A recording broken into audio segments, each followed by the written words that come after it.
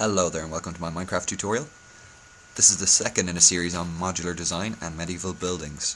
And so in this one we're going to be talking about your first house, and we're also going to be talking about towny chunks.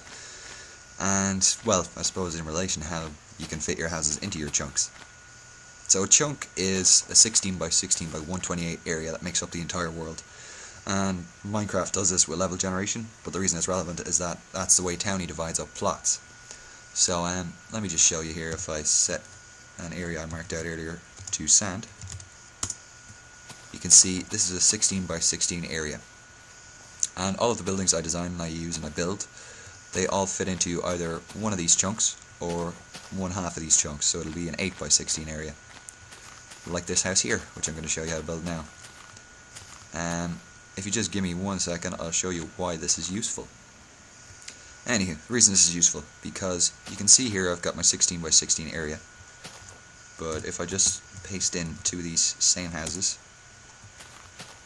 you can see that this is exactly 8 blocks wide. So when I paste another one, that's one towny plot with two houses. Obviously these houses are identical, so it looks kind of crap when they're right together, but you kind of get the idea.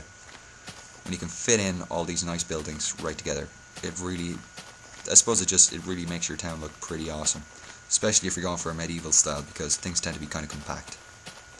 So let's start off with the housing tutorial. First off, what you need to do is make a 2 wide road right in front of the house. The reason for this is that when you incorporate your roads into the house plot, I should say, you don't have to allow for too much space for roads separate from the actual house plots. Reason for doing this is in medieval kind of streets and towns, it's all far more narrow than what we're used to nowadays. So you don't want, a house and then 16 wide road and then another house. So I always find it helps to incorporate the road into the design of the house plots. We're also going to build pine logs going up, and I've also outlined the yards, the front and back yards, with stone bricks. The interior of the house is going to be 6 by 4, so bear that in mind when you're laying out your pine logs. They go up 4 high on this level. Next we fill in the walls with cobble. I've also put down some gravel and some half-stone slabs to make thresholds and a path. Don't put windows on the sides of the back. The reason is the sides are probably going to be stuck to other things, and the back is where the staircase goes in this design, though you can change and chop as you see fit.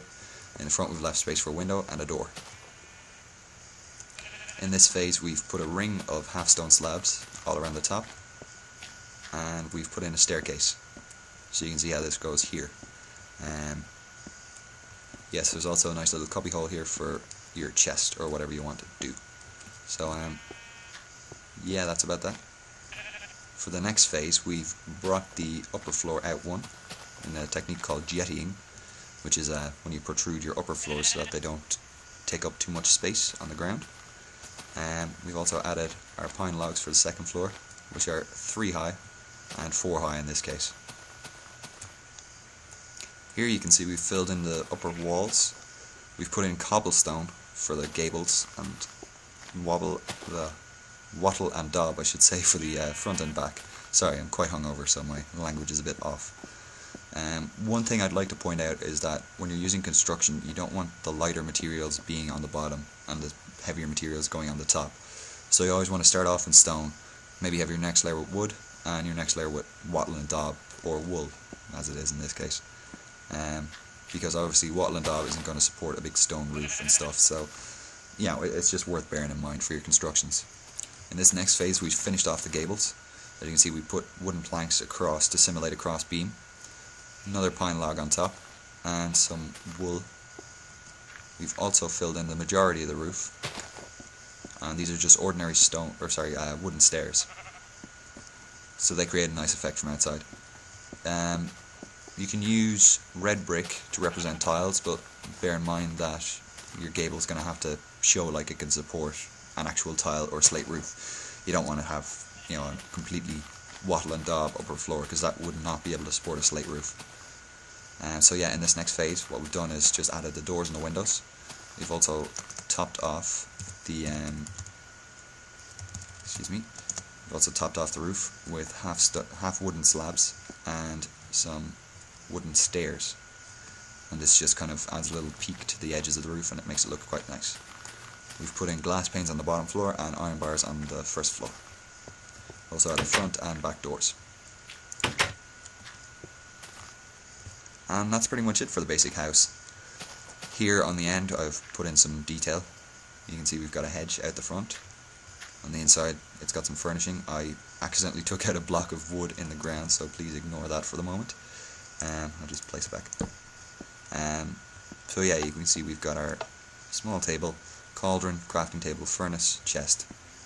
We've got some nice paintings up, and on the upper floor, similar, just nice interior decoration. It's kept simple, but this is really all you need because this is quite a basic house. At the back we've also put in fences all around, and we've put in some small crops so that whoever owns this house can, feel free to be self-sustainable without having to own their own farm. So yeah, that's pretty much it for the basic house, but now I'll show you some variations. On the left here you can see a normal wooden house using the same design. Just to this side of it you can see where we've changed it up a bit. We've added an extra floor instead of putting the roof on. We have also put stone slabs, which in retrospect I really shouldn't have done because I was just rambling on about how you got to make sure it can be supported and all that, but I just wanted to show one way to break up the gables. So here we've got wattle and daub supporting stone slabs, which really shouldn't work, so yeah, make sure you have stone gables if you want to put this kind of design on the end. So yeah, we've also put in mossy stone brick in front just to kind of mix up the wall, but that's not really essential. You don't even need these things in front, they just, they look nice. Next up we've got a nice big house. You can see some extra details. They've put in extra pine logs for support at the front. There's a narrow window in front which has been reinforced with iron bars out the front to you see them occasionally in towns, where they got the bars in front of the window to stop drunk people breaking them. We've also added in plenty of fence posts and put in some roof windows, which are pretty simple to do with wooden stairs, half slabs and full blocks. And then this one on the end, you can see it's got a very asymmetrical design. So we've got the bigger windows on the left and then the bigger windows on the right. And this helps to break up the facade. We've also got a very big attic window. One thing to bear in mind, if you're building these sorts of windows, you have to use glass blocks because glass panes don't stick to stair blocks right. So yeah, you do have to use the actual blocks instead of just panes. But yeah, you can see we've used the pretty much same design. It's just varied, added onto a little bit, taken away a little bit in some cases. And you can see these houses are all 8 blocks wide, and the entirety of their plots takes up two Towny chunks, 2 16 by 16 plots. So you can see how using modular design with a little variation you can create a pretty awesome looking street. All we've really talked about so far is houses and sticking them all together, but in the next episode what we're going to do is talk about farms and talk about creative ways to break up your roads in your plots. So yeah, that's coming up, and I hope you like this tutorial.